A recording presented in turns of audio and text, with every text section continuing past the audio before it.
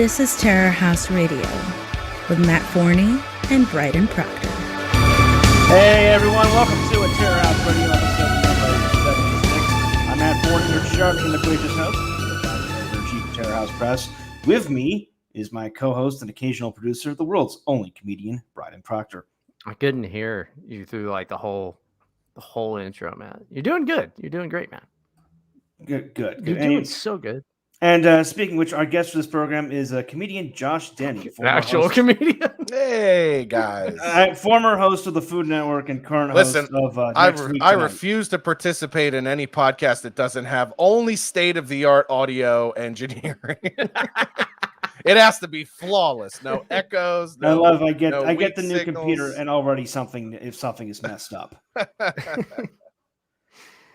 Josh is talking about he did the whole flame stream where he was like, you know who's bad? Every person except me. And his podcasts are bad at podcasting. And then his audio was just like, you know who's bad at podcasting? You know who's bad at podcasting? Everyone else. Yeah, it's always good to do your one shit talking podcast of the year to also have that be your worst engineered show of the year. But like, listen, man, it's one of those things. It's like, when you're like on one and you're just fucking going after somebody or you're just speaking your mind emotionally, you can't really like, let's do another take of that. You know what I mean? So I was like, I'm not going to go back and do a whole nother, 2-hour show of this shit talk. They can struggle through it. And what's even funnier is, they'll be tortured through listening to the bad audio because their ego is so big they have to hear everything that was said about them. So I almost should have played it off like I did it on purpose, like, yeah. And you're going to hate listening to it too. Dude, I've definitely done that. And I'm sure you have too, Matt. When somebody's like, oh, so-and-so was talking shit about their podcast, you're like, oh yeah, I don't even care. And then you go listen to the whole fucking thing, searching through. Like, where do they say Bryden's gay? And it's like a 3-minute thing where they're like, yeah, he's not funny and his Twitter is stupid and I reported him. And people actually send that to me whenever someone shit talks me on a podcast or whatever. They're like, oh, they shit talked you here. And it's like, yeah, and I listen to it. I won't pretend I'm better than that. For me, it just depends, right? Like, people send it to me all the time. Because the fans of podcasts love to antagonize between podcasts. They're all like fucking fans at a Wendy Williams taping, and depending on what it is, I'll go listen. But oftentimes I don't because it's the same old shit, and a lot of it is so based in non-truth that it's like there's no point in listening to it. You'll just get irate. You're sitting there defending things that that they know are not true. And, sometimes the only reason I did the one the other day is like sometimes people go so far with it where you're just like, all right, let's get the record straight here. So that's what that show was. And well, no, see, here's the thing here, because people that may not know, Josh Denny used to be the host of Ginormous Foods, which they wouldn't let him use the name Big Fat Fucking Fat Ass Eats Foods. But I'm sorry. Okay, I call Matt fat. I'm sorry if that's already that's already 5 of their shows. I mean, if they gave me that name, what would the Barefoot Contessa do for her next show? I don't know anything on the Food Network. I'm too fat to know. I only go to Taco Bell. But he got fired for a tweet, and I actually do have the tweet here. Never got fired. Never got fired. Well, that's not what George Takei says. And exactly. I have the tweet here, and this is 100% Josh Denny. Slavery, huh? What a great fucking idea. Yeah, that was the one. That was the one he did. That's not the one. I don't know where you got that from. That's no, it's not real. I didn't tweet that. I agree with it, but I didn't. Think it's a pretty great idea. No, it's not. Slavery's a bad idea. Oh yeah, then everybody hold your iPhones up and throw them away if you think slavery is so bad. Damn. And probably your computers too. Yeah, and your computers and you name it. The USB, the microphone, basically everything in your house. Yeah. Including probably your clothes. So the thought of Bryden naked is horrifying, but oh yeah. Yeah, everybody take off your clothes, throw your phones in the trash, and burn your apartments to the ground if you really don't like slavery. So They pay him a little and government money or whatever. But no, the tweet, just so we can get everybody kind of caught up, because the only thing that I care about is this Mark Summers shit, because this shattered my world. that's funny. Dude. So anyway, Josh got fired. I think it was like, and it was a really true tweet, that saying racist to white people has the same effect as, saying the N-word. Is just kind of a modern day version of it. The whole point of it is to like demoralize people and shit like that, right? Yeah, it was basically saying people are using the word straight white male like people used to use the N-word. Right. Which they've only continuously proven me right since that happened. I mean, there are literally like Twitter spaces every day now where it's a bunch of black people on there going like, I am fine with the eradication of the white race. It's like, all right, well, I don't really know. A new term called mayo monkey for white people. It rolls. Is that? I've never heard that. Oh, there was a huge hashtag a couple days ago. Male monkeys like out of control or something. Now, are you sure they're not talking about like research monkeys at the Mayo Clinic? Because that could be a thing. COVID. Yeah, I think it rules. Every time I hear a new slur against white people, I get really excited about it. Or like, that's not a bad one. I mean, they've got some really corny ones. Like Mayflower is one. What's that even? What is that? A white person. Never heard that one. Yeah, because it's so corny. Ship. Well, because of the ship, I guess, probably, right? The Mayflower. Yeah. Oh, Yeah, it's like a colonialist thing. No, that's kind of badass, though. Yeah, that is kind of bad. It was one of those Mayflower motherfuckers. Like, yeah, I came over on the first one. You can tell that like Mayo Monkey was invented by a black person who's still close to the ghetto, because it's still got that edge to it. It's like it just sounds inventive. Like Mayflower was clearly invented by someone who went to college. Yeah, and we're at least 5th grade. Yeah, and we're known for eating mayonnaise on everything, which I guess that's why Mayo Monkey. Well, that's just fucking true, though. Like, I went to a Subway a couple years ago, and it was a black guy making the sandwich. The sandwich artist was there. And I was like, light mayonnaise. And he took that to mean, like, low-fat mayonnaise and put a shit ton of mayo on there. And I was fine. It's like, all right. That mayo thing actually is true in one part of the world, the ex-Soviet Union. If you go to a supermarket in like Georgia, the country, Armenia, Russia, there will literally be an entire aisle dedicated to mayonnaise. Sounds great. Wow. Oh yeah, and even in like I think the Netherlands even has their own special variety of mayonnaise just for dipping French fries. That's a Canadian thing, I thought, but it's probably out there, huh?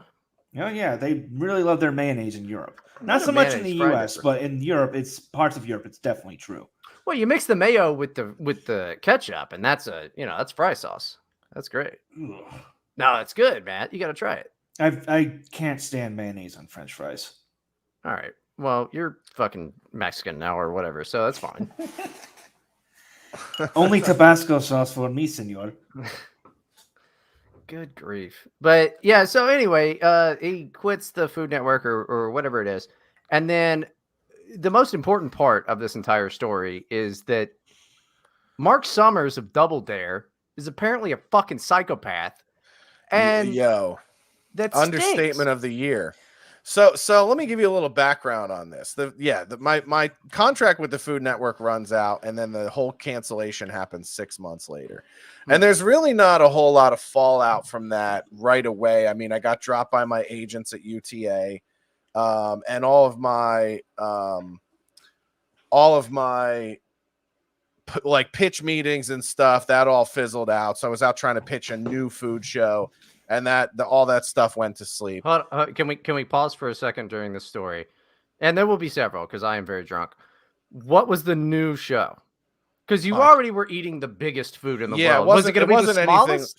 No, it wasn't anything like that. It was a completely different concept in the space. It wasn't big food or small food or anything like that. Just middle food. Yeah, no, it was more just like it was actually more about trying to get to like the culture and the history behind food. For people on an individual level, not just like we're going to go to India and see how Indians make Indian food. Spoiler alert, everything's cooked over dried shit. It's just, it wasn't we're going to go to Haiti and watch them cook Haitian food. Spoiler alert, it's just dirt. Yeah, it's just like, those shows have been made a million times. But I had a unique concept that I wanted to I wanted to do, and I was trying to do it at Food Network or TLC or something, and I had just pitched it to Magical Elves, which is the production company that does Top Chef. Because the production company that did my show didn't like my idea, and then I went to Magical Elves, and they were like, "We love this idea. We want to shoot something and go pitch it." We got an idea. And what's racist foods? Yeah, well, there would have been some of that. That wasn't really the whole plot of the show, but that would have been part of it. Like why did slaves make things so tasty? Let's unpack it for a 30-minute episode. So like time goes by, things cool off with like TV, and I'm still doing a little bit of stand up around LA, but Bryden, that doesn't pay anything. You're just doing spots and trying to stay sharp. So I'm not really doing the road. And then my old boss hits me up and goes, "Hey man, I want to create a position for you at this company I'm working for." It was a golf apparel company called Travis Matthew. And so I go in and I go through this whole interview process, and they're like recruiting me for almost a year. Like, yeah, we don't know if we have it in the budget to bring you on yet. And then they get to a point where they have the budget. I go in, I interview with the president and, my old boss, and then their company president and everything else. Me and the president hit it off. We have a really good time shooting the shit on the interview. They extend me the offer. They create the position. I go in, and on the second day working there, this is fast forward now, we're in March of 2019. And on my second day working there, I get brought into the office at HR, and they pull up everything from my Twitter cancellation a year ago. Right. And they just go, "Is this you?" And it's like, well, obviously, No. right? Like, obviously it's fucking me. You know what I mean? And the weird thing is like everybody there knew I had been on television, had hosted my own show, was a comedian. So that wasn't a surprise. And yet somehow they were trying to make this case that like stuff I did as a comedian online or otherwise was somehow reflective of how I would be in the professional workspace, right? Interesting. Interesting how that happens. Yeah. Like even though those two things have nothing to do with each other, and all the years I worked for my old boss and other companies, I was also doing stand-up, and that was never an issue. So anyway, they fire me, and I got really jammed up bill-wise because I had sort of put a lot of stuff off and went, well, as soon as the first paycheck comes in from this job, I'll be able to catch up on a bunch of shit.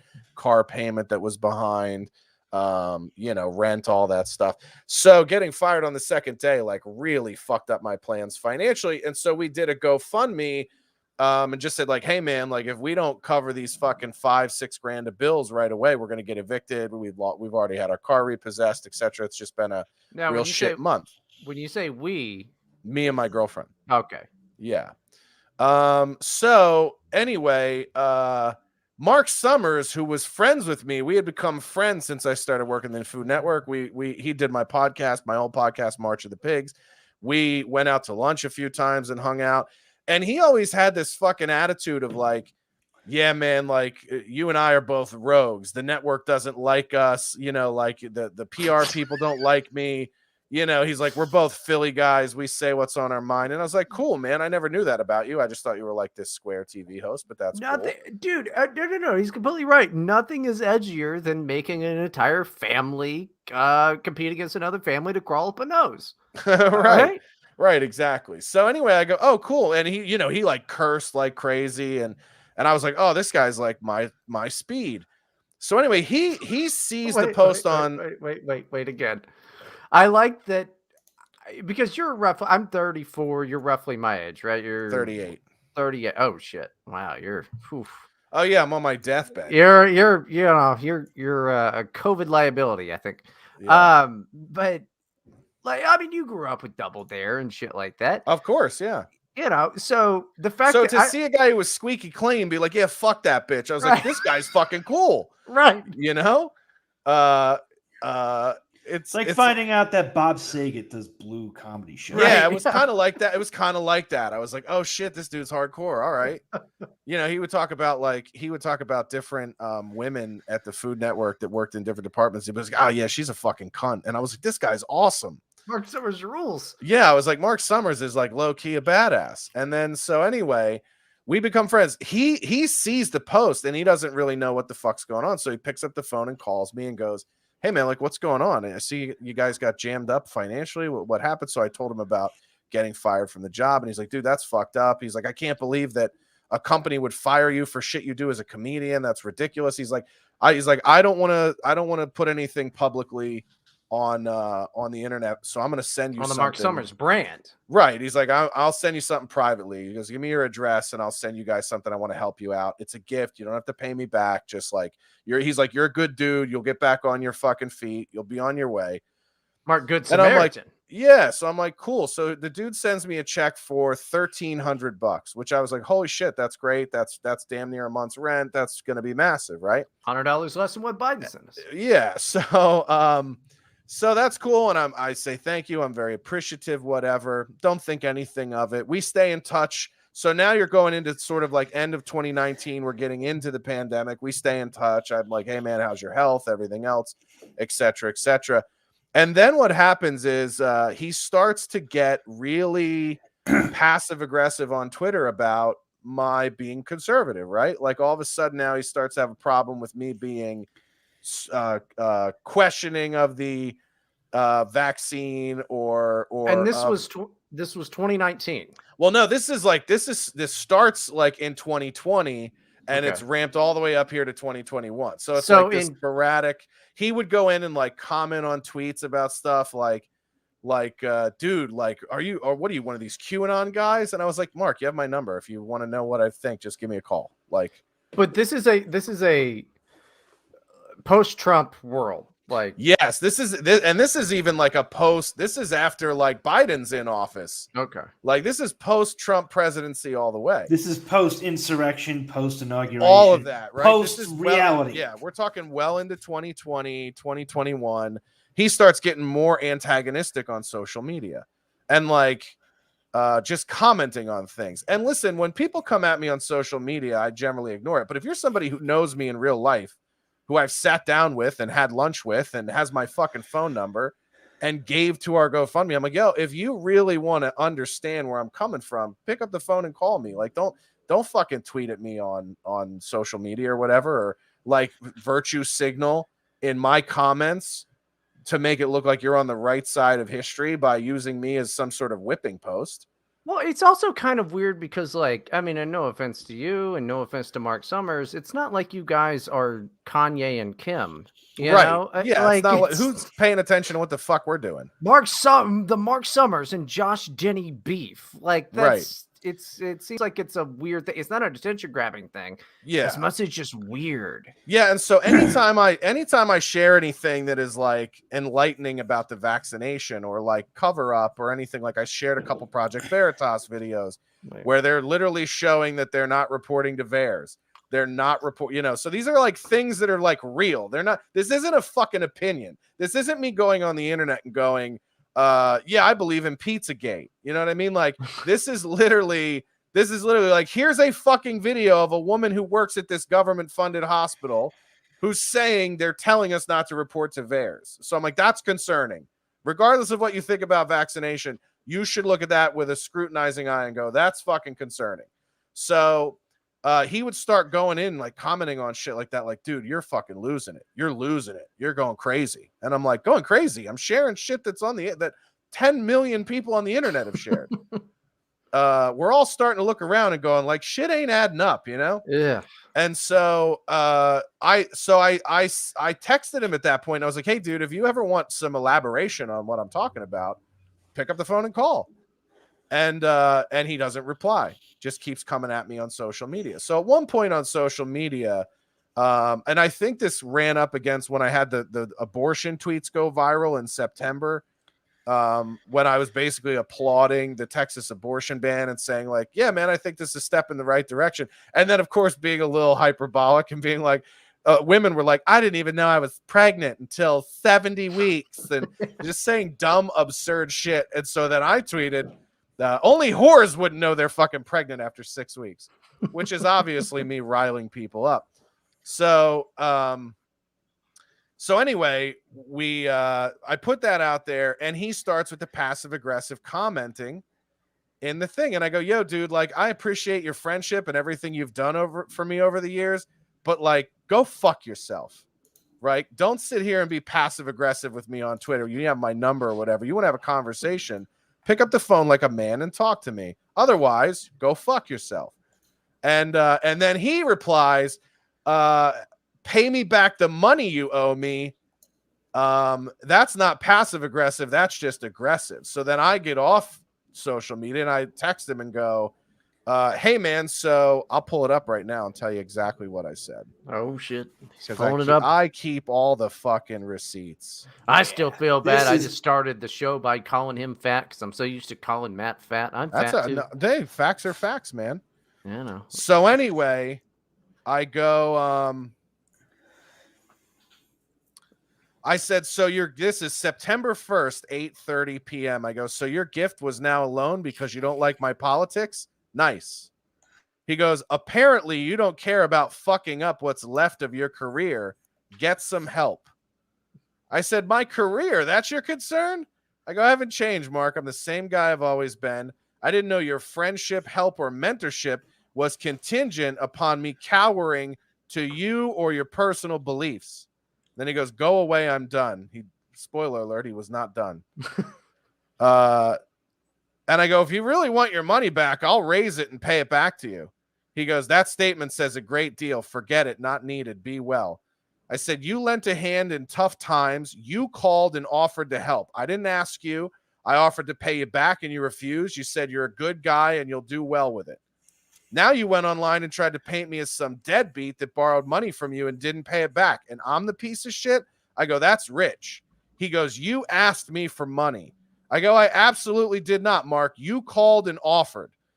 And he goes, please lose my number. I'm through responding. Good luck. Stay healthy. Bye. I go, again, I insisted you didn't have to do it. You insisted you wanted to. I go, you're exactly what people mean when they talk about two-faced Hollywood. Whew. And then, so no reply to that. And then September 21st, he just sends me this, vaccine doesn't work. You really need help. Right. Wait. So obviously responding to something I posted on social media. That was right? Random. And then October. Yeah. So then October 4th comes out. And so I posted a clip from Jankum. Like I sometimes post clips to promote the show. This is a podcast. Yeah. And, so it was me and Mike Keegan joking about how in the Jewish neighborhoods, like nothing ever shut down. And we were like, oh, this pandemic has been really good for Jews. Like they're still making money and still doing shit or whatever. Cause they're just they didn't close anything. So I'm assuming just because we said the word Jews, he sends me anti-Semitic prick. That's it. October 4th. No context, just that. So anyway, he brings this up, and then what happens is like my trolls and haters start messaging Mark Summers and going, tell us more about this money Josh Denny owes you. So here's what I didn't tell you yet about this story. And this is why you always keep your receipts, fellas. Later that year, after Mark Summers gave money to our GoFundMe, he said, hey man, I want to write off that charitable donation. Send me your tax stuff so I can report it on my taxes. I go, okay, no problem. So what he does is instead of writing it as a charitable donation to me, he bills it to me as work income to his company for almost double the amount he sent. He sends me basically a 1099 saying he paid me $2,500 out of his company. Fucking straight up tax fraud. Hey, I'm Mark Summers and welcome to Tax Fraud. Right. And so he doesn't think I save all this stuff. Like I just send all my originals in when I do my taxes and don't make copies of shit. Like taxes aren't done online and everything is scanned in and then you actually just keep your hard copies because it's the fucking new millennium.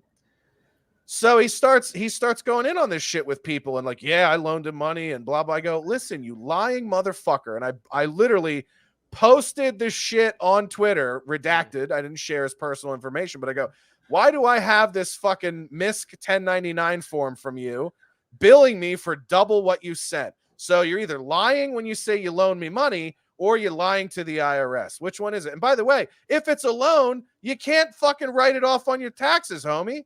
So which one is it? I've got proof that it ain't a loan. So what are you going to do? Come clean? Then he finally blocks me on Twitter, right?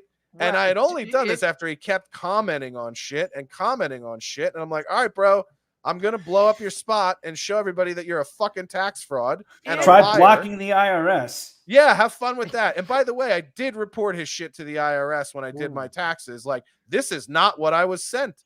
I'm being over fucking tax billed for this. So, enjoy your audit, homie. I do want to end Mark. I feel like I have to come to Mark Summers' defense. He did Double Dare. All Irish people are a charity case. So you should be able to write that off. Yeah, listen, man. I'm just saying, if you're gonna try to be the fucking beacon of sanity, don't commit tax fraud and then fuck with the person who you tried to commit tax fraud in their name. That's just so bizarre. And like when I saw the whole tweet thread when it went down, and it changed my mind about Mr. Summers, because I was like, a lot of people's minds. Yeah, I mean, it was like, he's that guy from when I was a kid in the Double Dare. I always wanted to be on that show. You could win like a radio or a CD player and shit. Nobody ever could get the flag out of the pancake. It was a whole deal, and you were mad at your mom because she couldn't do it. Family Double Dare, that was a great show. And then it turns out he's just crazy. I figured he was a shit lib, dude. That's a safe assumption. Right. He works at the fucking Nickelodeon shit. He's probably into feet and shit. But, just sending random texts to someone to be like, the vaccine's fucking fake, you're gay, is right. an insane fucking thing to do. I didn't know Mark Summers. He's fucking, how old is Mark Summers? 70. I think he just turned 70. Well, fuck, he's got the Biden syndrome then. Like, he's too gone then. That's a shame, damn it. Well, and and then you start to go back and think like, wait a minute, did you somehow think that like by loaning me money, or not even loaning me money, but giving money to us? Yeah, careful. Yeah, no, clearly. Obviously, he didn't loan me money if he sent me a fucking 1099 for it. But you thought by investing in our GoFundMe or like helping us out during hard times that like I was somehow headed for a new show, that I was then going to go to you and go, can you produce this with your company, Mark? Because that's what he was talking to me about over the years when we would have lunches and stuff. It's like, hey man, like, I have my production company, I'd love to do something with you. And we, if you got something, let's figure it out.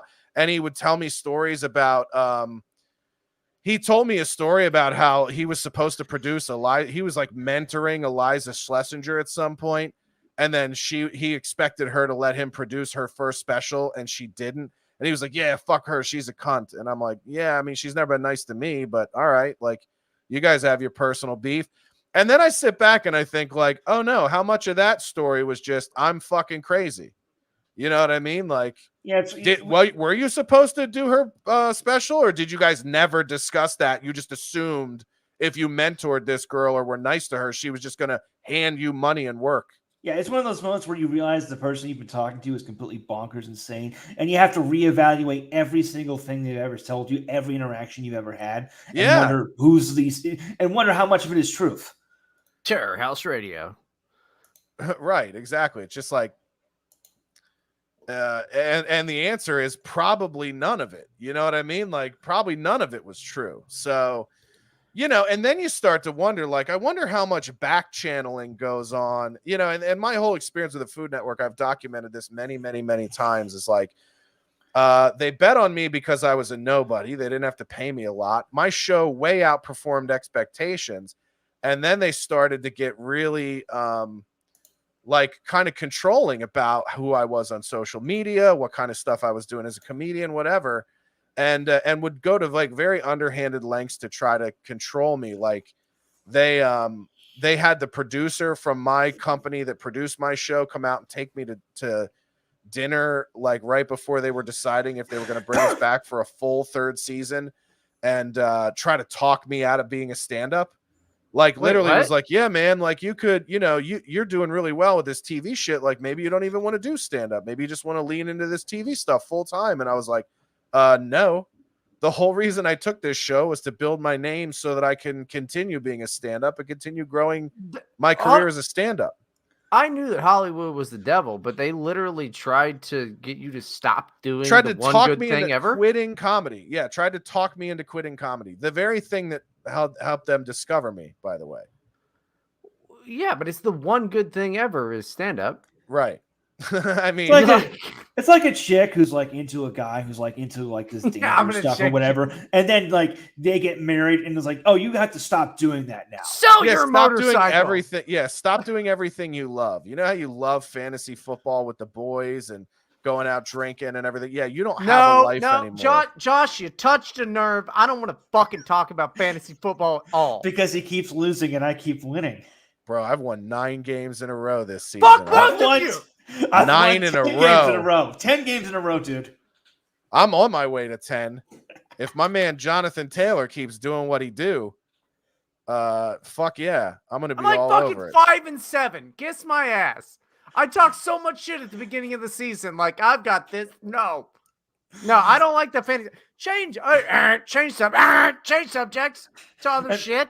And Bryden did other things. And Bryden did like all this research on which players were the best. I did no research, and the computer fucked up my draft of the game. He auto-drafted. Yeah, and I fucking I did sort of auto draft as well. I missed like half my picks. Yeah, and this is and then I of course I end up with Matt Stafford, Jonathan Taylor, Austin Eckler, Cooper Kupp. Well, I have Stafford. I had Jonathan Taylor in that fucking 2 weeks ago when he had 5 touchdowns. Oh, it was a bloodbath. Well, you know what? It's bullshit because like half my team, I feel like I have Jonathan Taylor Thomas.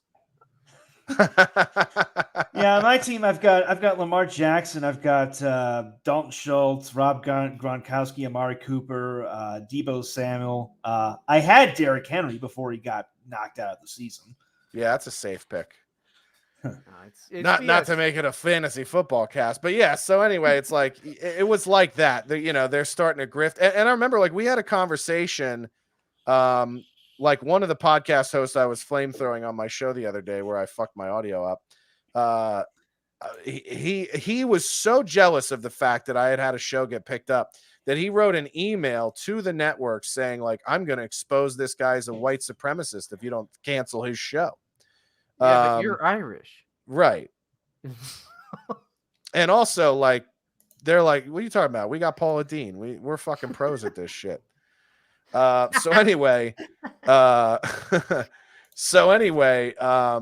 we had like a call at one point in season 2 where they were just like, now that the show is high profile, you got to like watch what you put on social media, even if you're joking. And I'm like, fuck that. I was like, if you want to control what I do on social media, then you're gonna have to pay me. Like you're telling me don't continue to try to build a following and a fan base for the kind of comedy I do. Now that thousands and thousands of people are going to my social media every week because they'll see the show and they go, who is this guy? And they're like debating. It's like my producers, the network, and everybody, they're debating on this call. Like, well, maybe if he only does this, or maybe if he only does that. And I just cut him off and I go like, listen, guys, if you want me to sell out, make me an offer. Like, if you're asking me to sell out, you're paying me $4,000 an episode. If you want me to not do comedy, I go, I'll just do Food Network shit for the next 10 years. You could cut me a check for fucking $20 million. You can have me for the next 10 years. I won't do anything that's not Food Network related. But if you guys are asking me to bend here and do this and do that, we're going to have to go back to the negotiating table. Nobody said a fucking word, right? Because I threw out a price. And I was like, and I think even one of my producers, whatever, was like, yeah, we'd all like, it all like $20 million. And I go, you guys can counter.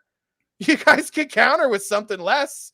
That's what I threw out. That's what I think 10 years of my fucking life and future is worth, to not be able to decide what I think every day publicly, Well, a couple things. One, and I'm not on Food Network side here. Well, let's just start with the easier one. $4,000 an episode. How long did it take to record a fucking episode? One episode was a day of travel, 3 days of filming, and a day of post. So you're basically making $1,000 a day. That's pretty good, but decent. it's not life changing. You know Right. what I mean? Like, it's not like they walked in, fucking unloaded a Brinks truck on my living room and are like, why are you talking about black people on the internet? You know? Well, and here's the thing too, especially if you're, just trying to continue being funny, and you couldn't have continued to be funny on the Food. And nobody on the Food Network is funny. No, Nobody. Matter of fact, they were like, I remember having conversations. I'll be like, why'd you cut that bit out? That was funny. And they're like, yeah, the network doesn't like it when you try to be funny. And I'm like, what the fuck did you hire a comedian for then? You're just a guy that looks like he's ginormous foods, man. Yes, exactly. I look like a retarded dad. That's what they loved. I don't They were like, know. if we could dad you the fuck out and just tell, we Well, want you to be like Everybody Loves Raymond, just stupid and wrong all the time. Well, and you should have put in your contract anyway. It was like, you realize you're literally killing me, right? Like, I'm going to get heart disease. Oh yeah, no. And, No, it's amazing. As I came out of that, I did a physical for life insurance like 4 or 5 months after the show and after we stopped filming. And my doctor was like, holy shit, dude, your stuff is actually perfect. Your cholesterol is fine. He's like, your fucking blood sugar is fine. He's like, this is a medical anomaly. He's like, you're overweight. He's like, you're like 60 pounds overweight, but your fucking blood work is great. well, you got to get back on that show. You look like you're dying now. I know, right? No, I'm kidding. All my hair's graying. Nah, it's not graying. It's red as ever. Oh, you do have a little grays. Yeah, look at all this white in here, man. I didn't get cummed on. That shit is genetic. Just makes you look distinguished, dude. Come on. Josh Denny, ladies and gentlemen. Speaking of which, if you have questions for Josh, Bryden, or myself, streamlabs.com/terrorhouse magazine, and we'll read your tips later on the show. No, I mean, if they were trying to tell you, fuck you, you're not doing comedy anymore, which is essentially what they were doing, but in a nice, oh, fuck you, you're not doing comedy anymore voice. I don't know. I don't know why they didn't. I don't know why they didn't respond with something, because like if somebody were to tell me you're not allowed to tweet stuff anymore, that's fine. I don't care. I won't have a Twitter in 3 or 4 months anyway. They're gonna ban me. The new guy's in charge. It's fine. Doesn't matter. I get banned. It's fine. But you have how long have you had your check? What, since 2017-ish? Yeah, since the show. So 2016. Okay. Yeah, because everybody got theirs 2016, 2017, except for me, because I've never done anything of value. But did they not come to you about that? Like, hey. No, here's the crazy thing. They did a whole fucking. So this is what people don't understand. And I talked about this with Amanda Prestigiacomo over at the Daily Wire when I did the story about when they denounced me on Food Network. Yeah. Which was the first time they ever commented on anything I've done on social media. What was interesting about that is not only is it really interesting now because they're like, we don't agree with his views and we regret ever having given him a platform. So you don't agree with my pro-life views, but you'll take fucking money from anti-abortion advertisers, right? So like this, what is it? I shared it. It's like the 2233 or some shit like that. It's their website is the number of babies that are aborted every day. They fucking advertise on Discovery Plus and they run those ads every commercial break for like weeks at a time. So you actually take money from hardcore anti-abortion PACs, but you denounce my views publicly. That makes sense. I mean, but anyway, that's making me like the Food Network a little bit more. I mean, I hate it for you, but like, ridiculous. It's good that. They would just go, well, it's capitalism. They pay us. You didn't. Okay, no problem. I didn't ask you to retweet me. So anyway, when you sign what's called a futures contract, so before you get a show picked up, if you shoot a pilot or whatever, you basically agree to the terms of service for your employment before they decide whether they're going to hire you or not. So you have to sign a contract that says, this is how much I'll make for the next 5 years per episode. And it goes up from year 1 to year 2, year 2 to year 3, whatever. We had to negotiate. We were negotiating that right down till the day we started filming the pilot. It was like the night before we're in the hotel signing contracts because, my lawyer was like hammering them. So it's not like a cool thing where it's in like some big guy's office. It's in a Motel 8. No, it's like we were literally printing the fucking contracts in the Motel Business Center. It was a nice hotel. Don't get me wrong. Yeah, and we were squabbling over. What's amazing though is like we were going back and forth about the money, and my lawyer told me straight up. He goes, "Listen, man, most of the time these shows you should start around 10 grand an episode. Now you haven't done anything. You don't really have any stand-up credits or on TV or anything like that.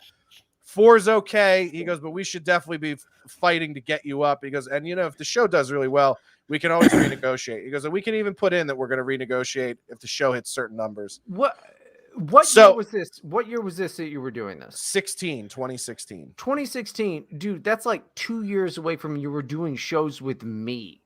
So, I know. Like you kind of blew the fuck up. Well, it was, dude. It fell in my lap. Like I make no mistake. It wasn't like I was out fucking auditioning for shit.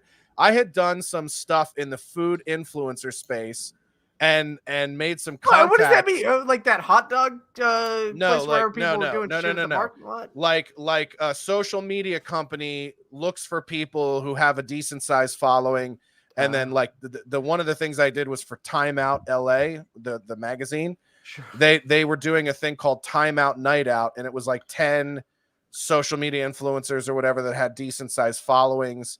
And they wanted to take us to different restaurants or whatever that they were going to write about. And then we were going to, eat the food, take pictures, share stuff on social media, whatever. And somebody saw you eating a hot dog and was like, "What, this faggot?" No, I just had started, I'd started like doing more stuff in the food space. And then I don't even know how I had the March of the Pigs podcast, which was me going to a restaurant with comedians and then just talking about food for an hour. And so the producer Libby from comedians in restaurants getting heart attacks. Yeah, it's great. Yeah, exactly. So the producer for Lucid Media, Libby, she had like discovered me, found me, and was like, "We want to bring you in and test you for shows." And I kind of blew her off in the beginning. I thought it was somebody fucking with me. And eventually, like, I self-taped. That worked. I flew to Atlanta. We filmed what's called a sizzle, which is like a one act of a pilot. They sent that to Travel and Food Network, and they liked it. So then they paid for a pilot. They liked the pilot. The pilot did well. They ordered a series, and the series was one of the highest rated new shows in a decade. So then they immediately sent us to season 2 and ordered the first half of season 3, like right out of the gate. The show premiered to like 1.3 million viewers, which for Food Network is double what their shows averaged in that time slot. I don't know one show on the Food Network besides yours. Most of them do anywhere from like, travel shows do about 300. A good travel show does 600,000 viewers. A good Food Network show does about 600,000 to 800,000. And we premiered at 1.3. At our week 2 episode in my hometown of Philly, did 1.6 million in the live +3. I mean, just in Philly?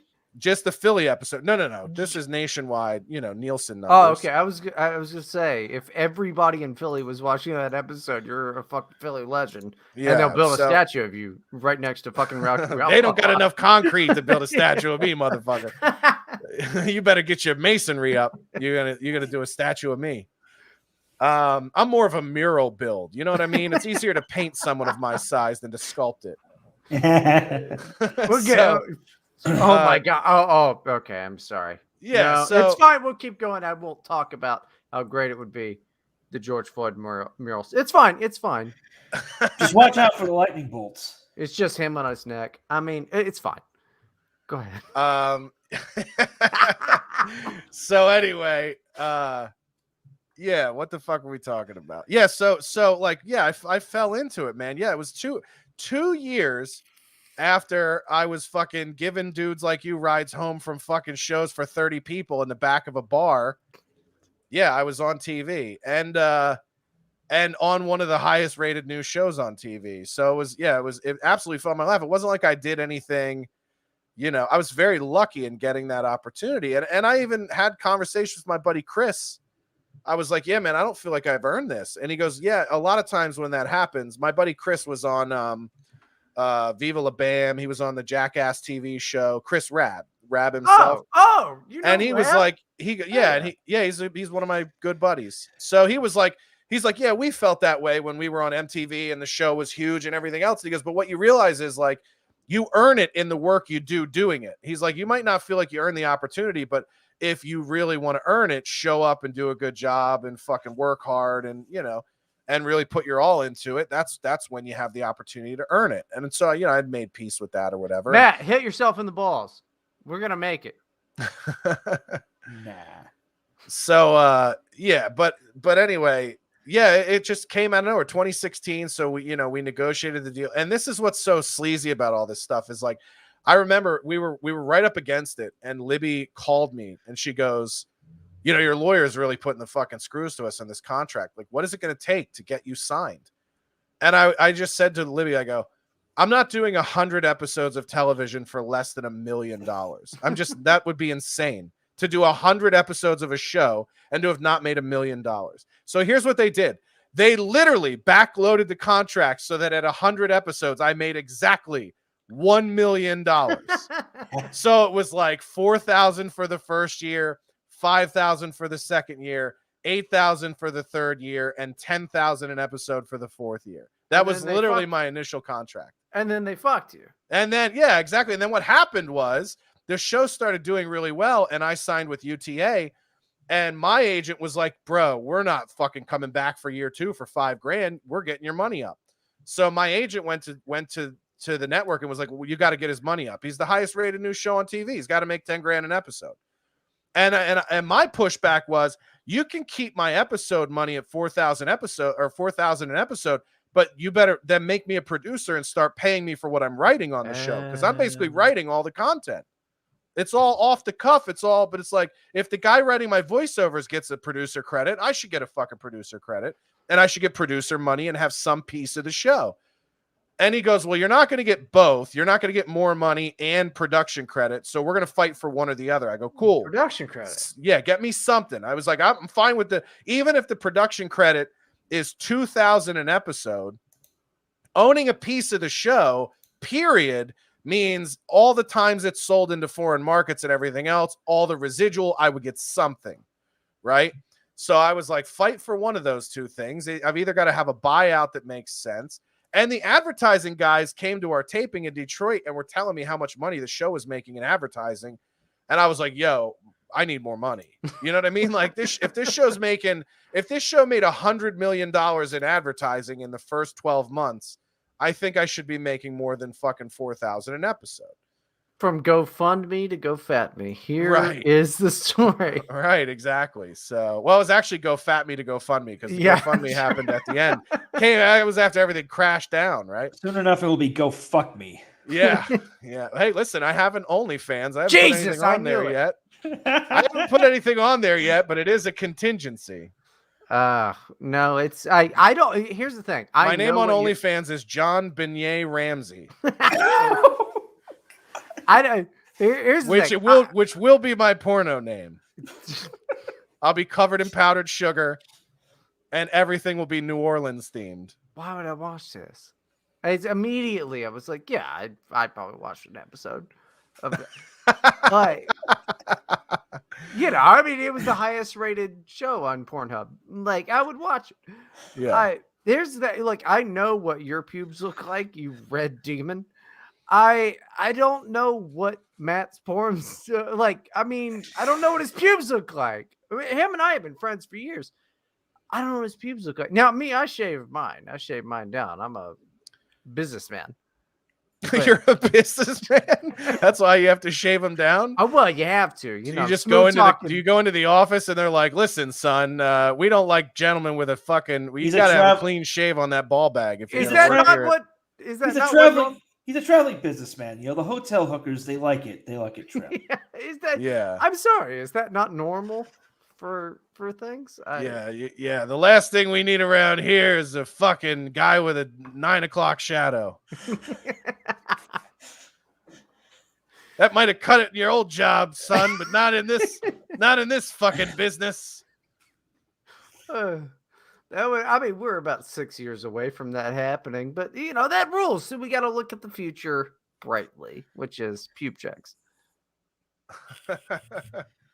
Hey, listen, man. If you're not even allowed to tweet your thoughts on your fucking Twitter, Well, then keep- you're to not keep allowed your to job. fuck thoughts. It's anymore. imagine if everyone goes, oh, they'll never get so intrusive as to check your bag at the fucking way into work every day. It's like, are you kidding me? We're days away from that. Yeah, they check my bag all the time they want. Just fucking. I'd be like, oh, discharge. Sorry. Yeah, that'll rule. Better get that under control. You won't work here, boy. We can't have any leaky peens around here. The broads will fucking start reporting it. No, we are about 10 years away from everybody having to be a girl legally. Like, that's right. Sir, do you really think you're going to work here with your dick and balls? All right. This is 2030. You better turn that thing into a fake vagina if you want to show up and collect a check from Johnson and Johnson. All right. Well, the irony of this is absurd, right? You mean I can't have a Johnson to work at Johnson and Johnson? Absolutely not. We're Johnsonless here. Johnsonless and Johnson is. I mean, they're gonna have to change a lot of signs, but fuck, it'll be worth it. We're Jameson and Jameson. Jameson. And Yeah, is that what they call a man-made pussy? A Jameson? Well, we're coining it now on the show. Have you ever watched one get made in a surgery? No! You've never watched one of those I transitions? have. Okay. We're good. We're getting. I've never been able to watch one. I would throw up everywhere, but glad to know you're Gosh. open-minded. Joe the Boomer once posted like a digital version of that on one of his YouTube channels. And Like animated cartoon. I think I could watch a cartoon. That was bad enough. Even that's bad. You don't want to do it. Like I can watch a PowerPoint. I just can't see a real guy's dick get flipped inside what out. they do, I mean, what they do is they take a cut and then they do the whole deal and then they flip it in. It's yeah, but how do they sickening. jam it up? Like there's not a cavity in there, is there? With their hands. Oh God. Could Hey, you imagine if you're that doctor, you're like, I make pussies for a living, and you're like, what? I'm the best pussy man this side of fucking Oxford. It's just a dude in Thailand who's like, I do not exactly understand how it works, but Who's the first guy who figured that out, by the way? I don't know, some weird perv who fucked it after. Always. I want to be a girl. Oh yeah, dude, I'll hook you up. Look up a guy named John Money, and you'll find the answer to that question. Is it seriously? Is that really his name? His name is John Money. Yeah, there was a guy, John Money, who was a proponent of transgender surgery. There's actually a famous case where like a pair of twin brothers who were like, one of them was circumcised and the circumcision went wrong and the surgeons had to cut off his penis. So John Money's solution was to flay it into a vagina and raise the boy as a girl. Right. This entire you're right. Yeah, his entire life he didn't know he was a biological boy. He was later told when he was in his 20s. Yeah, he became a dyke. Yeah, that was his whole deal. He ended up committing suicide. Yeah, as a lot of them do. Dude, I always think of this. It was YouTube suggested it to me the other day. Was it Matt? You would know this. Maybe Josh, you would. Was it Wendy Carlos or Wendy? It's Wendy Carlos, the really good synth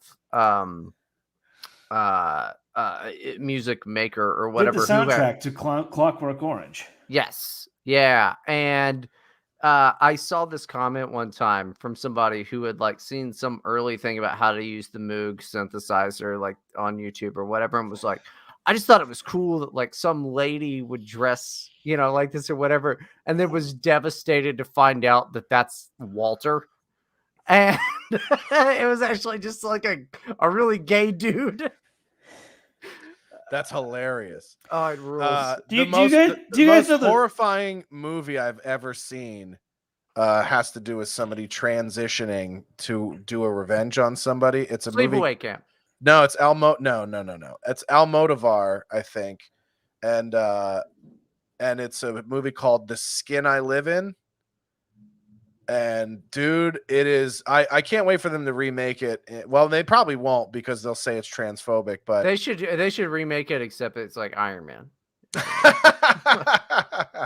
Yeah, it's the most fucking horrific thing I've ever watched, and I can't really divulge what it is without ruining the twist of the movie. But what's the choice of the movie? It's like a tranny. That's the thing. Yeah, sort of. But the whole story of who the transgender person is fucking morbid and crazy. I'm gonna go ahead and ruin this for you right now. Okay. nobody's gonna watch this movie because we have authors But on it's all the time. but it's what's his name from Desperado? It's Antonio Banderas. Oh, and Banderas is in there. Yeah. Oh, dude, muy bueno with them Banderas. Oh, god damn it! All right, I might have to watch that. Yeah, it's definitely muy mal. I would not recommend it to anybody who's squeamish. Do you guys know the synth musician Momus, the Scottish musician? He did an album in the 90s. One of the songs was about Wendy Carlos traveling back in time to marry her pre-surgery self. Wendy Carlos sued him for libel and won $50,000. Why? Time travel's not real. I don't understand it either, but Wendy Isn't Carlos that won. insane? Well, it was in Britain, so they have much looser libel laws. Momus had to do like a special album where like everyone paid him like $5,000 to get the money for the libel suit, because this was in the era before GoFundMe.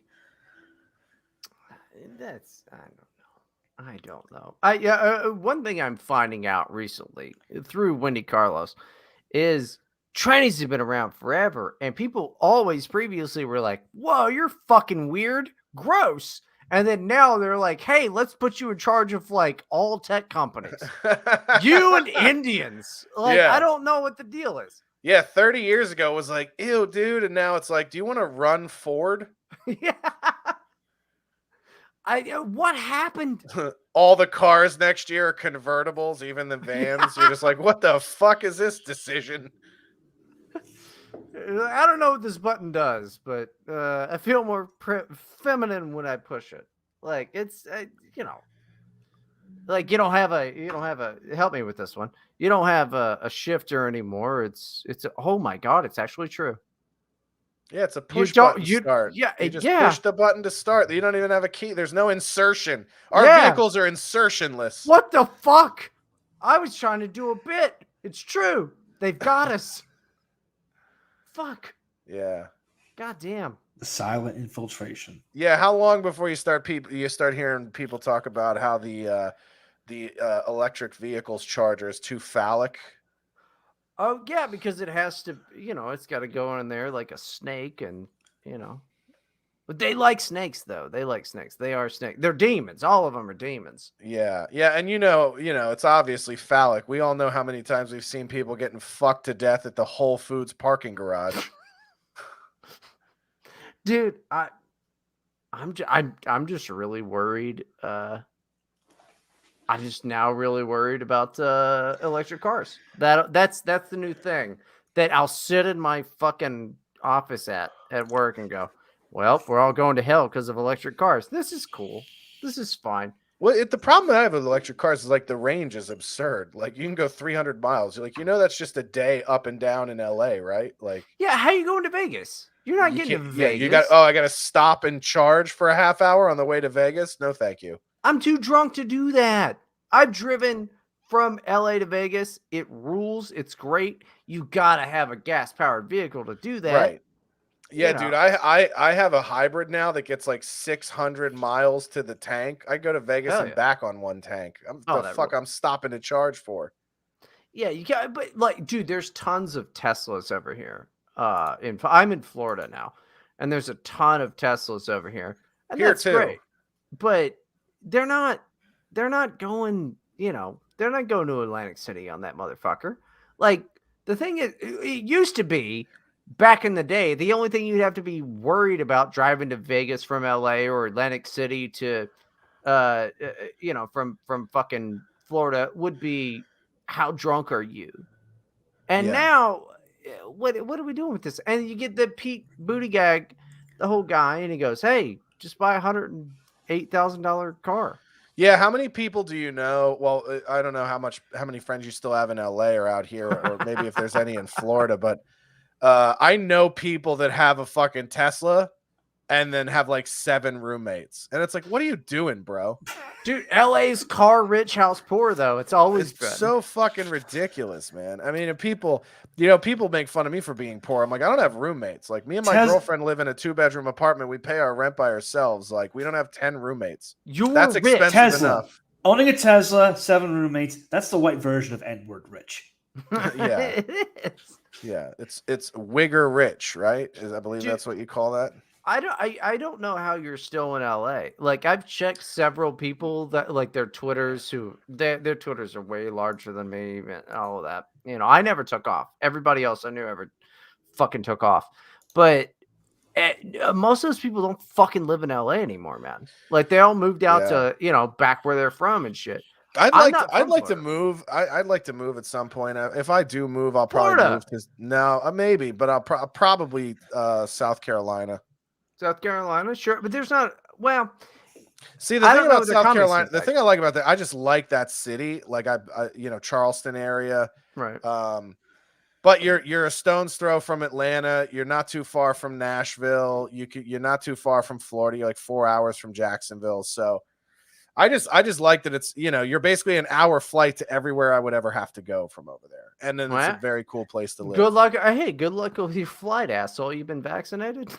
Yeah, touche. No, I mean, my girlfriend is from the Orlando area, so we moved down here, and I hate it here. I think it's LA, but worse. It's LA with rednecks, so it's the worst of every fucking thing you ever get.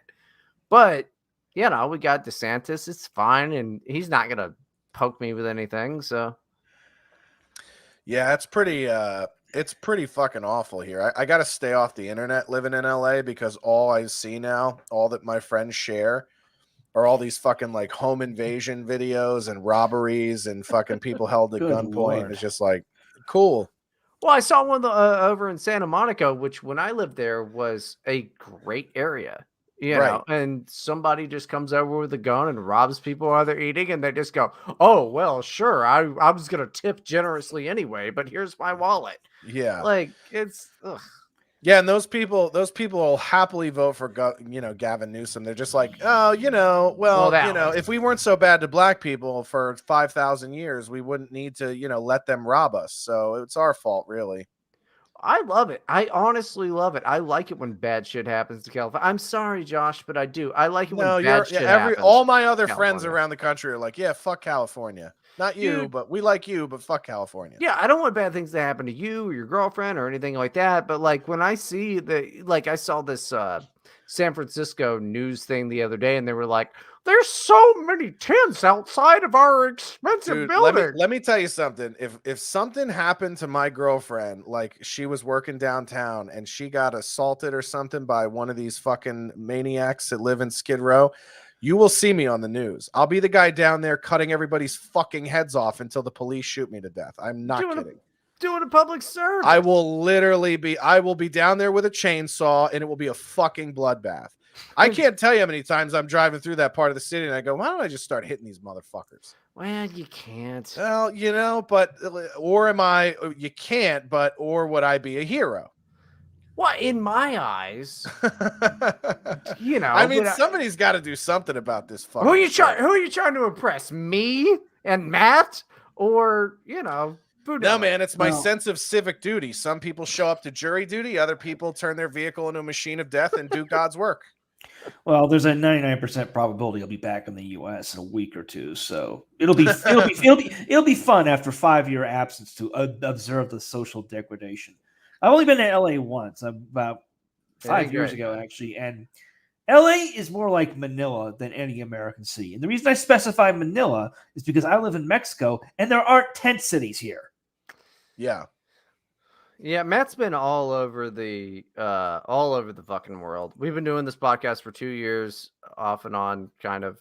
He's been all over the damn world, and Mexico seems pretty dope. How many countries have I been in since we started this podcast? See, Georgia, Armenia, Greece, Albania, North Macedonia, Serbia, Bosnia, Mexico, and Turkey. So. And there's a few more in that. Hungary, UK, Poland, Slovakia, Ukraine, Sweden, the Philippines. So he's been kicked out of every one of them for rape. My God. Well, first of all, this is how I know you're lying is because half of those countries, there's no such crime as rape.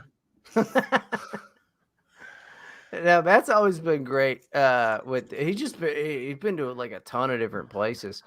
And he acts like every place is kind of different, but the only thing that I've found is it's not America, so it's gay. Right. Yeah, I'm pretty sure in like Bosnia or Serbia, they're just like, there is no rape, but if you steal another man's property and have sex with it, that is a crime. There's no stealing pussy from the pussy, but you can steal it from another man. This is a crime. Accurate, Matt. Your turn. Yeah, that's pretty accurate. There we go. I mean, they always do complain about domestic violence in these countries. So Who's Wait, they? Who's they? the NGOs, obviously. The NGOs obviously are complaining about it. Well, George Soros can stick it. All right, that's they got the best way of living, punching and fucking. That's the way that I think. Nice. Serbia has a lesbian for a prime minister, so like even the lesbians are getting in on it there. But they always have. Dude, you know this. Lesbos punch each other more than straight couples do. Yeah, that's actually a fact. It There's is more like domestic Serbia, violence. That is true, but like in Serbia now, it's a national sport.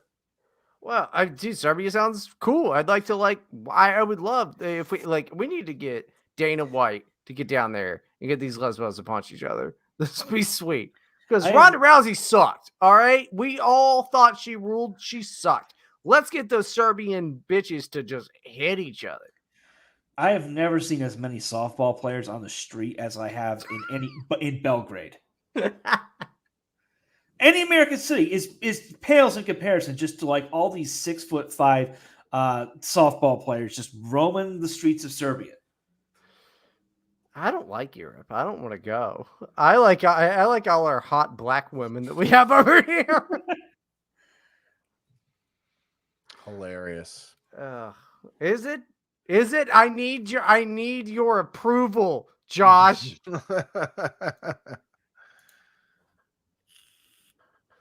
I don't know. But yeah, I have to be back in the U.S. I'm not looking forward to that. So, yeah.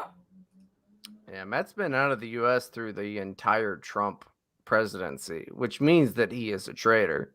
It also means I actually did all the things I did the thing that the liberals said they would, but they didn't. Yeah, that's true. But hey, I want to blow up the spot here. Josh didn't vote for Trump the first time. I didn't. No, I didn't. I voted for Gary Johnson. What a fucking goober. What is Aleppo? What, dude? I'm libertarian as shit. Also, is that a grape or a blue Powerade? Blue. There's only blue. That's Grape the is best. grape. What am I, fucking Suge Knight? Yeah, exactly. Okay, I'm just making sure. I'm making sure. There's one flavor of Powerade, and that's blue. There's one flavor of vitamin water, and it's lemonade. Everything else is piss. Damn. All right, he's right. Okay, he is white, people. Nobody fucking freak out. Now, you didn't vote for Trump, goddammit. Not the first time. I did vote for him in 2020. Oh, but it didn't count because they stole it? Right. Yeah. I definitely, it's amazing. What's weird is I put it in this box and then the box got up and threw itself into the ocean. So I think my vote got counted, but I don't know. No, that was a Biden vote. Filled in a mail-in ballot, but then it just mysteriously just lit ablaze as soon as you put it in the mailbox. Yeah, it's ridiculous. Did you see the California thing where they showed you could literally like hold a cell phone light under the ballot and see who you voted for in California? Oh yeah, and then they had like the circle in the return slip on the Gavin Newsom shit. I mean, it's fucking so obvious at this point. Yeah, dude, I guarantee that somebody voted for somebody that I didn't vote for in California because I haven't unregistered in California. Yeah, guarantee it. Well, in 2016, I got 5 fucking hey, you should vote slips. Being a good person, I only voted for Trump once. Yeah, but. But it's just amazing. There's no amount of proof that could come out that anybody who wanted him to be gone would ever accept. Oh yeah. Like you could literally have live tape of Kamala and Joe Biden talking with each other about stealing the election, and people would be like, "That's doctored." We did it, Joe. You're gonna be dude. president. Is there anyone more repugnant in American politics than Kamala Harris? 28% approval rating right now. Ugh. And that was the last thing. People Do you know the Democrats are fucked when they're like, we don't even think we can run the incumbent president again? Yeah, Dude. Biden's talking about running in 2024. Well, which he is has hilarious. to. He has to, though, because if he says that he's not going to run again, then he's a lame duck. He's got to do it. He's got to say that he's running. He's not true, but it's still laughable given how old he is. Yeah, it's ridiculous. Well, I mean, he's also just saying basically that Fauci's the president at this point. It's really weird, the things that he says. You know. Yeah. I try not to pay attention because I catch that gleam in his eye when I can tell he's shitting his pants and I just tune out. Now, maybe he can't run for president. Maybe he can walk for president. Oh. Yeah, how is that guy not in a fucking wheelchair yet? It's coming. Nobody's coming. He hasn't come for years, dude. Like, not a blue chew could help him. Poofs of dust. Which seems like awesome. I want to You want to get the president's dick working again? That's your goal? Well, I mean, you know, shit, it worked for what's her face? Monica Lewinsky. I mean, shit, I need to get famous right now. But yeah, wasn't there an interview Trump did one time where the interviewer was like, you know, they talk a lot about your hands and what that might mean, and he was like, there's no problems there. Trust me when I tell you, I fuck everything I want. It's fine. They're fantastic hands. There's no problem with them, and there's no problem with anything else. I assure you. Well, you know exactly. His secret is that he's stripping a woman who's 30 years younger than him. Yeah, and Melania's hot as fuck. She's old, but she rules, dude. I would fuck Melania Trump. Everybody would. If I fucked Melania Trump, Erica would be like, well, how was it? Yeah. You know, like erectile dysfunction is caused by men with old, ugly wives. Okay, that's a scientific fact. Yeah, that sounds right, though. Yeah, I can back that up. And it's like Michael Savage joked years ago that, like, you know, one of the side effects of Viagra is like reduced, like, you know, eye damage or whatever. And Michael Savage was like, if your wife is old, isn't that kind of a benefit? Man, dude, I hate that Michael Savage is still alive and Rush isn't. I was thinking about Rush today because I was listening to Glenn Beck and I was like, this is just such lukewarm takes. I need Rush. Yeah, I'm amazed that he's alive too. He's like got to be like 80 or something. Yeah. Let's hope he has weird health supplements. That's one thing if there's anything I despise as much as the left or almost as much as the left is the pearl clutching conservative right. Oh yeah. Who are just like, you know, we don't curse. It's like, fuck you. Well, they're all aren't they all fucking writing for New York Times now at this point? Like, I mean, the only thing you have that's kind of fence sitting is like people that are like, I'm a classical liberal, which are like Tim Pool and shit, but like Dave Rubin, Jordan Peterson. Yeah, right. Like those guys that fine, whatever. I look at them as like the jelly that gets people involved before they, you know, really start to be like, hey, what's up? Crime statistics. You know, they seem fine. They don't bother me as much as they seem to bother other people. I don't care if somebody has lukewarm takes because they're a great entry point for, you know, everyone else to really start thinking about like, hey, what's the problem? Well, we got an overpopulation of certain individuals type of, you know, thing. Well, Tim Pool's power level's been going up. You see some. Oh, he's going crazy. It must be because of the eye drug. Okay, he took an anti-parasitic, and all of a sudden, his takes got spicier. If we say ivermectin, do we get hit with a thing on YouTube? I don't know. I'm just saying it because it's funnier. Ivermectin, yeah. Well, I think parasitic. I think parasitic removal stuff might change the way you think. I don't know. I'm looking into it online. It unlocks your third eye. It might. It fucking might, dude. I've been looking into Buddhism as well. So like, I'm into this whole thing. You've been looking into it. It's been around for fucking 10,000 years. Well, I think the literature's there. Well, I haven't. It isn't flat Earth. Bible. It isn't flat Earth. I'm looking into Buddhism. Yeah, it's out there. It's not hard to find. Well, yeah, I know. I'm looking into it, and it is not like, you know. I'm sorry, Josh. Every religion is, if you look throughout time, I don't think God is man-made, but religion is definitely man-made. If you go back and look at all of the dogmas of all of the religions, they completely echo the socio-political vibe at the time. Like, think about Buddhism. It's like, it's sort of like this let go and let God, right? Well, you're a subservient people who were enslaved and fucking under British colonial rule. You had no free will. So of course you're going to believe. Of course you're going to believe that God doesn't want you to have free will, because it happened before then. They did it before then. There's so many different little things in Buddhism. I'm not a Buddhist, but hey, I agree with you, but you're being a jerk about it. But and then also similar, look at Roman Catholicism, consequence driven. Of course it was. They conquered everything. Of course their religion and their God is going to tell you do it or else. That was the way they ran their fucking society. Well, I'm just telling you, I have been personally, and I don't bring it up. This is the first time I've ever brought it up. I've been looking into Buddhism, and I think that it's stupid. I'm a pessimist myself. Like a philosophical pessimist completely myself. But it's interesting. It's something to think about. I don't know. I don't need your fucking big red fury. You look like the sun from Mario 3. All right.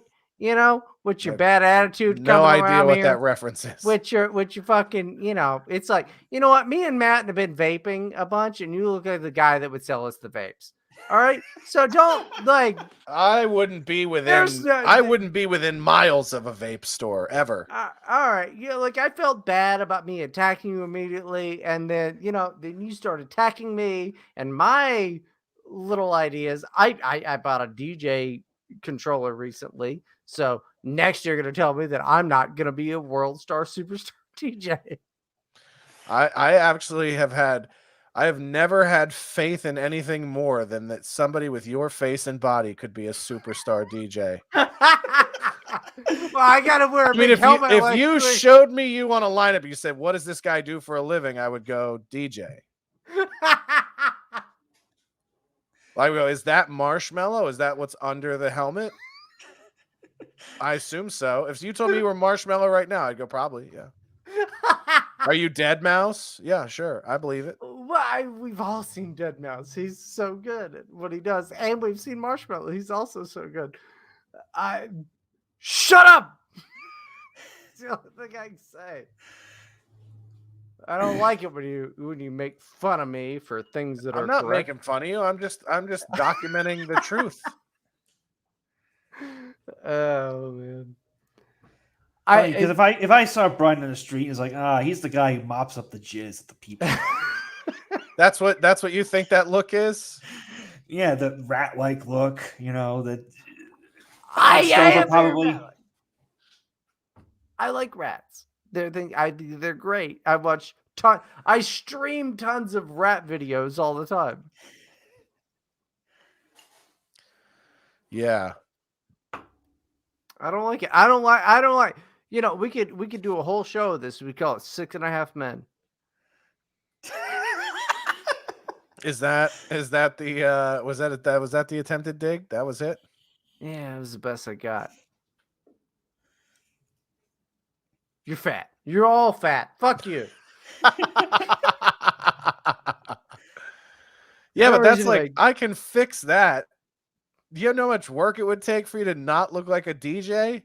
Well, you're gonna have to grow your hair out, cut it normal. You're gonna have to buy a whole new wardrobe, tan. Probably get the nose reduced. Get a fucking beard going. I could just eat salads for 6 months, and what do you got on me then? No, I'm gonna be a world-class DJ. DJ shit. DJ shit dick. Shitting dick nipples. Okay. I said that's my name.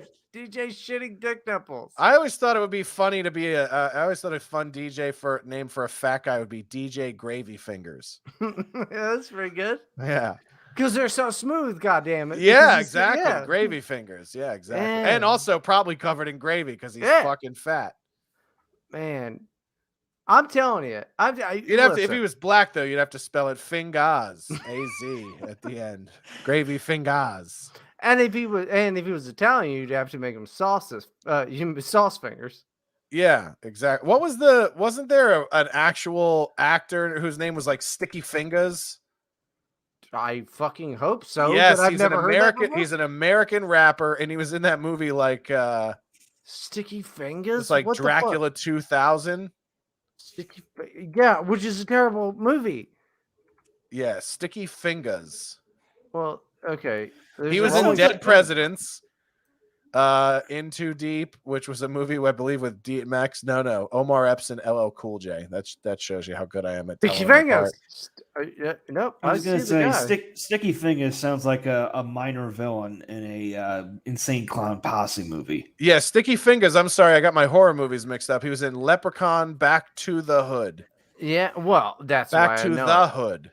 Well, and that's also. I'm sorry, dude, Matt. If you're saying that, like, he was the third guy in the squad of Home Alone, because they were originally the Wet Bandits. Yeah, and then they were the Sticky Bandits. Right? Yeah. Man, Home Alone 1 and 2 rule. Happy Christmas, everybody! God damn. Josh, are you a Christmas guy or are you one of these Grinches? No, I'm a Christmas guy all the way. I'm actually bummed I don't have my tree up yet. I've just been too fucking busy. Bro, I'm going to send you a picture of my tree. Like, Erica made the tree and it looks so good. Matt, do you have a tree up yet? I don't have room for a tree. No, let me get this straight. Let me see if you guys agree with me. Isn't the gender roles the man puts up the tree and the woman decorates it? I just made her do it because I have to go to work. Yeah, but am I wrong? No, you're not wrong. Because I've been telling mine. I'm like, I'll put it up and then you decorate it. She's like, I don't want to decorate it. I go, you fucking decorate it. Well, decorations are like, listen, that's the family thing. Your fucking people Right. did 9/11. Your penalty is you decorate the tree for the rest of your life. That's the fucking penalty. All right, Josh is And married you put to that a fucking Jew. American flag angel at the top, and you fucking sing that national anthem to it. Josh is married to a Jewish lady, and Persian. She's not Jewish. She's. I like how I said your people did 9/11, and you said I'm with a Jewish woman. That's well, I interesting. don't know the truth. No, she's Middle Eastern. Well, No. Israel's the Middle East. Go ask. This is the funniest thing.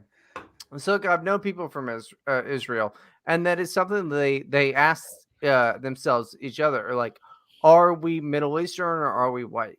And I think that's interesting because, like, over here, us like racist people or whatever, like, they pretend to be white, but there's a ton of Jewish people that are like, no, we're Middle Eastern, and a lot of that is in actual fucking Israel. And I think that's interesting. I think that's interesting that there's a whole subsect of people that are Jewish that don't consider themselves white at all. They consider themselves they've got like, there's different racial divisions. Like there's the Ashkenazim Jews. They're like the Jews we generally know. They came from Germany originally. I prefer the Ashbagash Jews. You know what I'm talking about? A lot of denim. And then there's the Sephardic Jews who are from like Spain, Portugal, and like North Africa. So, they're the ones who are more Middle Eastern. Yeah, let's feel really bad for the Jews, is what I'm saying. I can't. The way you say it, I can't tell if you're saying the juice or the Jews. Like you're talking about Orenthal James Simpson. Wait, yeah, that's what Hanukkah's really about. The Jews. The Jews. Yes. That's what I'm going to start doing from now on. I'll be like, I don't know if you guys know this, but the Juice did 9/11. And then it's just a picture of OJ in front of the burning towers. That's gonna be my code. Let's get the merch going to the fans in the fucking chat. Let's get some Juice did 9/11 shirts going. And it's just OJ in front of the Twin Towers. Yeah, I'd like to discuss the JQ. Should I pick raspberry or orange? Yeah. By the way, the Juice Run Hollywood. I don't know if you know this, but the Juice Run Hollywood. just a picture like of Juice from Naked Gun. Oh, Naked Gun ruled. Naked Gun was such a good.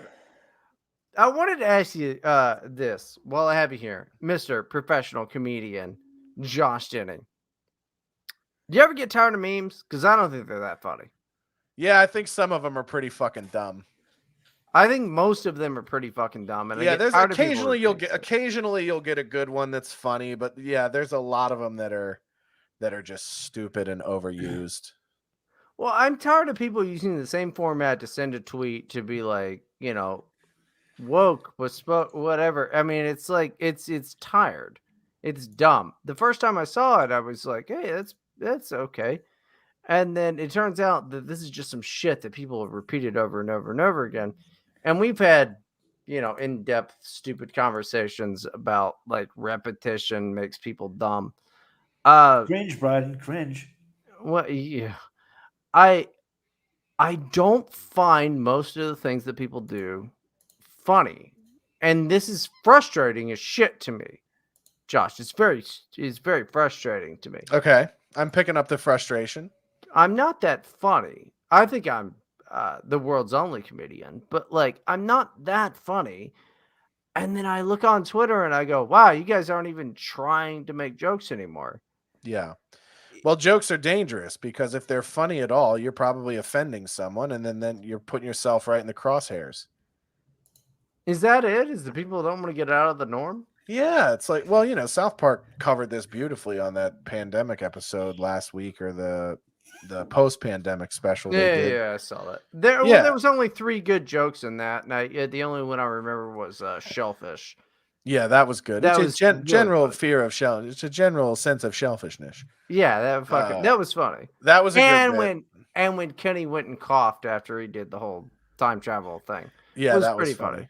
But I ultimately, like when they're doing Jimmy, constantly setting things up that sound like they're going to be racist jokes, and then they're just compliments and pandering. Right. Like, that's what the real LA comedy scene has become.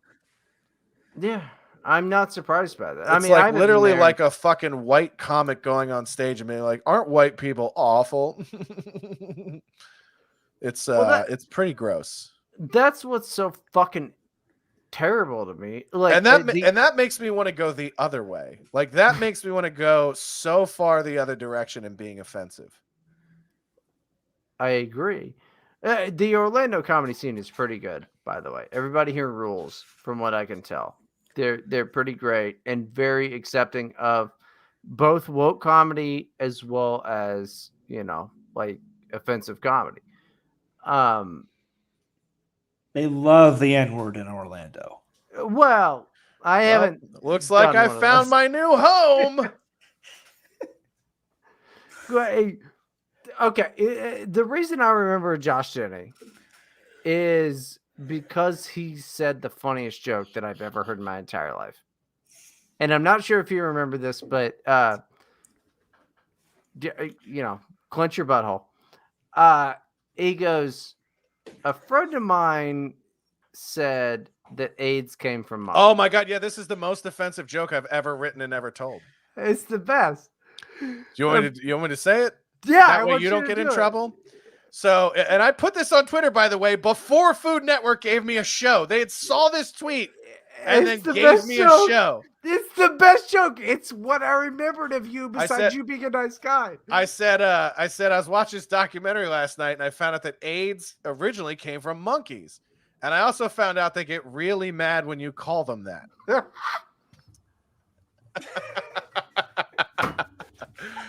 It's the best joke. It's so funny. And it's really harmless. It's like it doesn't matter. Nobody dies when you say it, but it's the best joke. That for years, literally for years until you came here, I was like, I would like Josh Denny told me the best joke. Like I always loved that joke.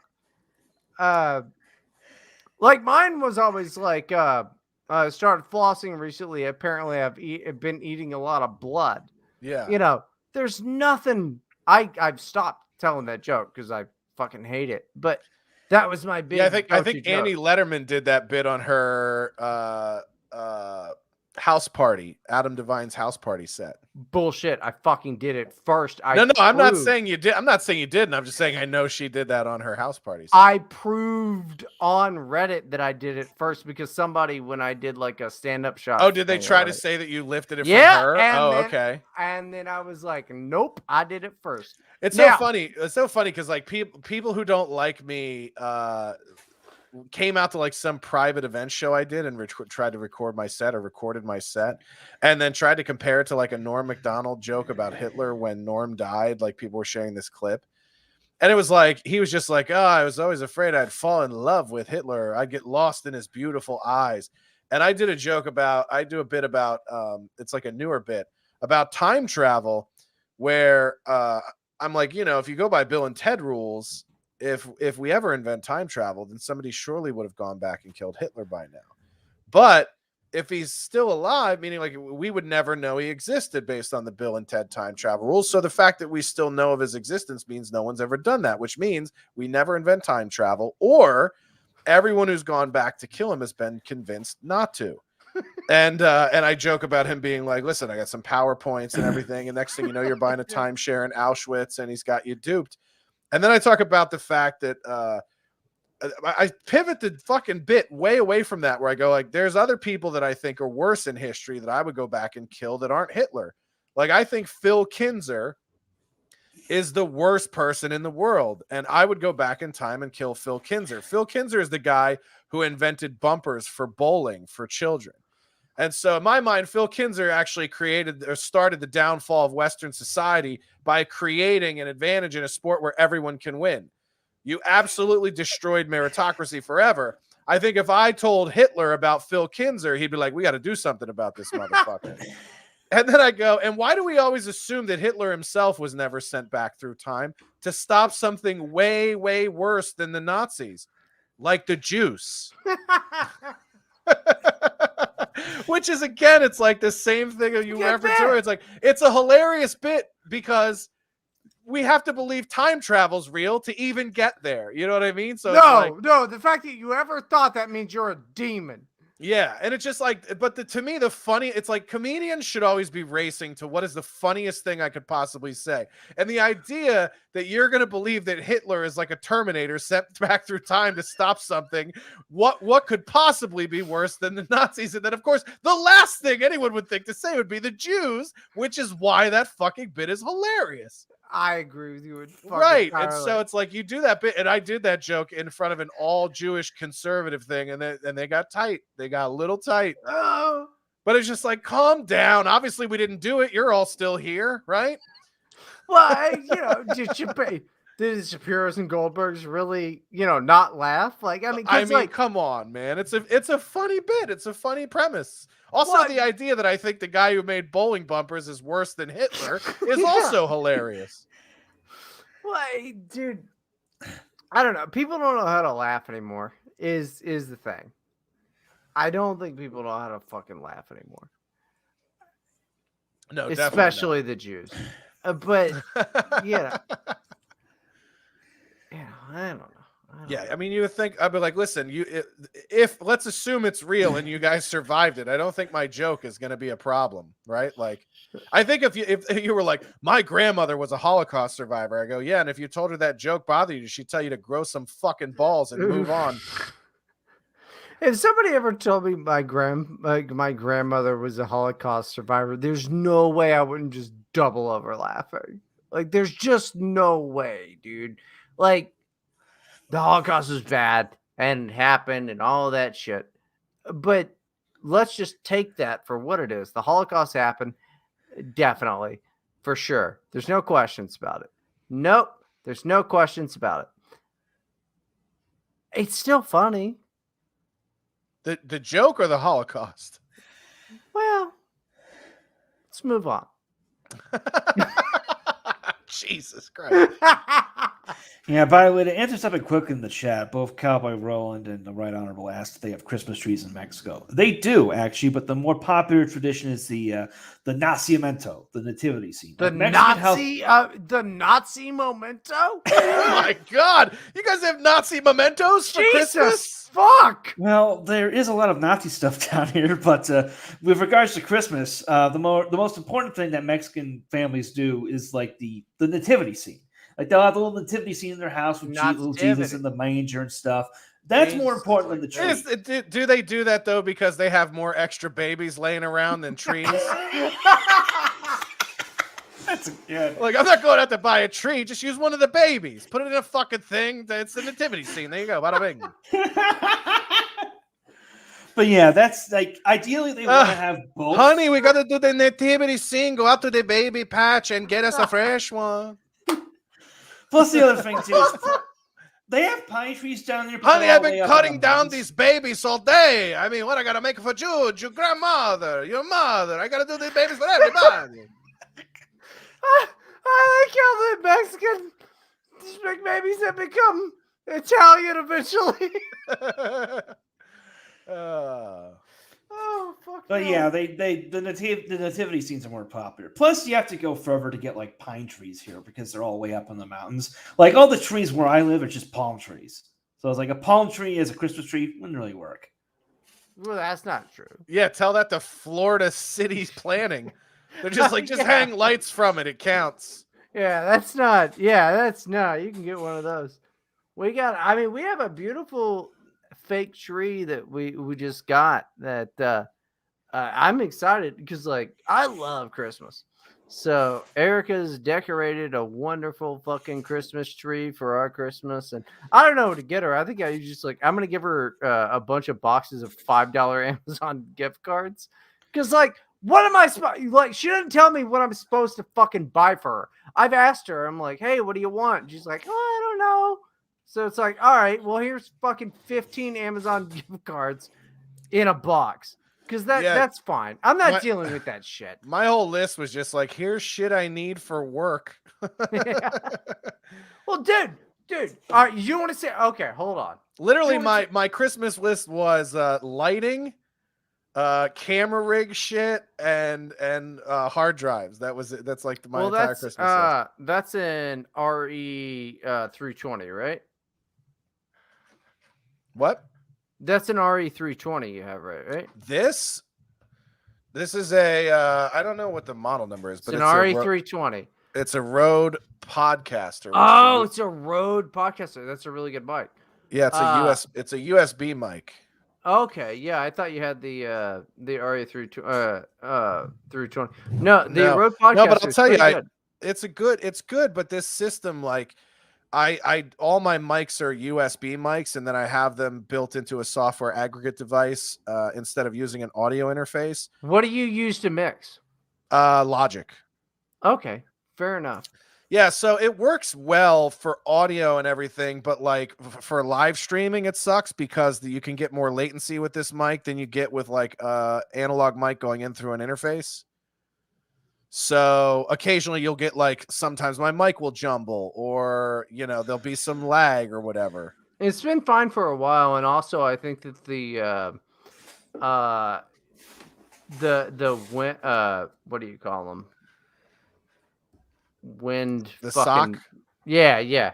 That is bullshit. It looks cooler without it, and it doesn't make a difference. Well, this one actually has one built in, so you actually don't need this, but it does. I feel like I get too loud sometimes, so I put this on just as extra protection. I don't know. Yell the N-word. That's my podcast. What are we trying to infringe on my intellectual property? No, you know what? You check this out. This is who I am now these days. If he goes and gets his DJ equipment, I swear to God. Oh my God, he did. All right. That's it. So you don't even have real turntables? You got the digital guys? I'm sorry. These are pretty cool. This is what my live stream is gonna be on New Year's. Is I've already been looking out for tunes and everything. It's gonna rule. And I'm getting real good at doing it. By real good, I mean not very good, but it's going to be good. I promise.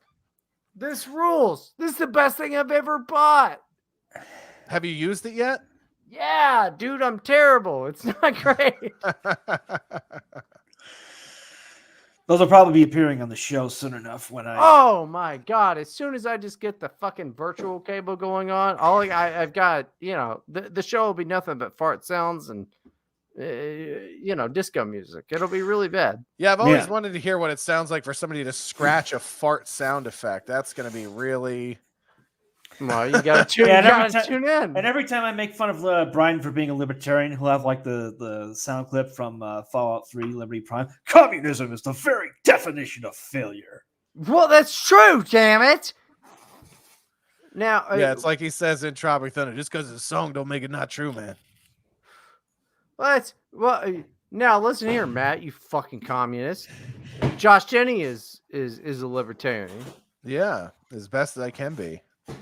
It's I'm gonna get fucking Dave Smith on here one time too, and then you're gonna have to sit there with your communist ideals and shut the fuck up.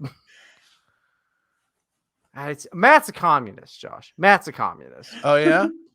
He's a communist. He regards everyone to the left of Friedrich Hayek as a communist. Yeah.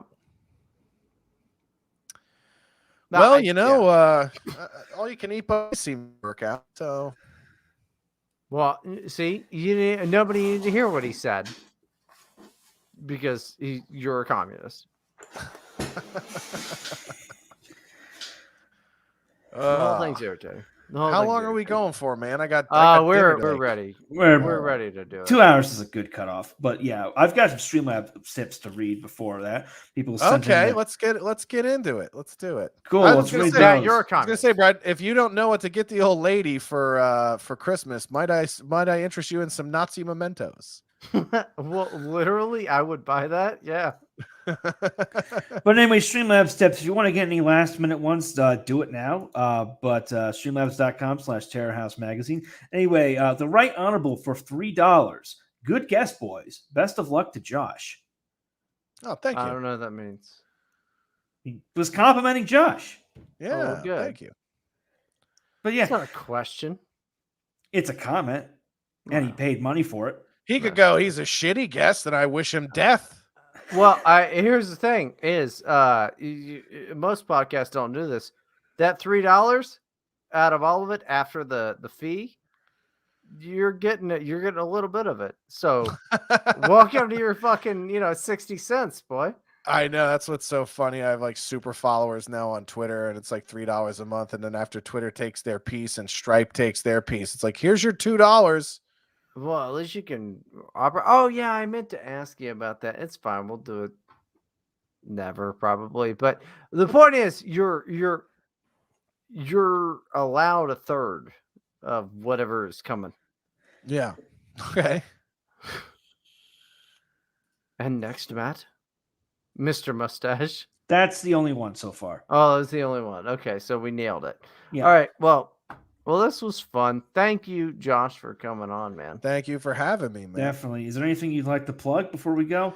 No, just tell people. I mean, I got tons of shit to plug, man. Just go to joshdennycomedy.com. You can catch all my stuff there. Josh Denny on Twitter, Instagram. I do a show on Censored TV called Next Week Tonight. There'll be a new episode of that up tomorrow night. And then I do a podcast called Jankum.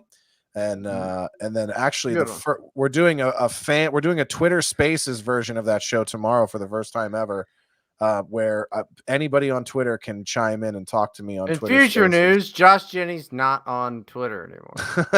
Right? Yeah, that'll be a safe one. So yeah, we got to squeeze every dime out of Twitter we can until they deplatform me. It'll just be an endless succession of the N-word. Yeah, dude, it's not like I wouldn't do that if I were you, to be honest. Everybody that you remember that big night when like the day after Tony Sotomayor did his fucking big thing, and then all the race war happened on Twitter, all those people got banned, dude. I'd be very careful about doing that. Yeah, well, I think all I have to do is just use a black avatar and title it "White People is the Devil," and I think we'll be fine. IZ. I go to locals. I just want to start this out. Yes, locals. Yeah, I'm on locals. Go to locals because he's not going to be on Twitter much longer. Yeah. And Brian, anything you want to plug? Just DLive. Yeah, go to DLive.tv/Bryden. I'm the last guy on that piece of the internet. And then when I get banned, I'll just start bugging Josh Denny and be like, hi, I'd like to also be on band.tv for my new show, The N-Word. And we already have that show on censored.tv. It's it's all of them. But yeah, and as for me, you can check out my website at mattforney.com. Anyway, that's it for the show. TerrorHousePress.com, TerrorHouseMag.com for daily updates. All episodes of the show are at TerrorHouseRadio.com. Social media links in the description. Illegitimate, I'm coming. No, it's not yet. The show is presented by Katya Dag, intro music by Zero Pulse, and Illegitimate on cover on them. There it is. Bastard grind you down. I'm Matt Forney with Bryden Proctor and Josh Denny, and we are